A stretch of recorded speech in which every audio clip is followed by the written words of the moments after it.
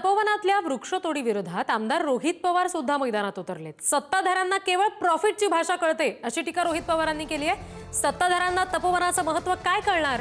तपोवनामधील जमीन लाटण्यासाठी एवढा अट्टाहास सुरू आहे असंही रोहित पवार म्हणाले।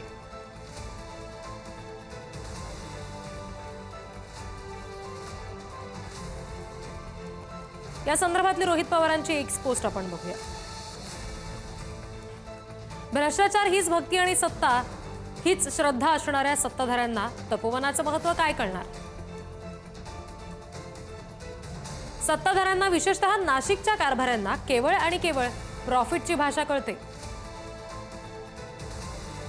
कुंभमेळ्याच्या नावाखाली जमीन मोकळी करायची आणि कुंभमेळा संपताच एखाद्या संस्थेच्या नावानं जमीन लीजवर देऊन लाटायची।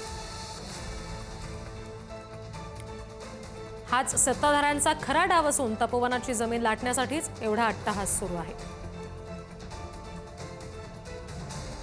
गुंडाचा वापर करून तपोवन खाली करता येईल हा कुणाचा समज असेल तर हा तथाकथित संकट मोचकांचा गोड गैरसमज आहे।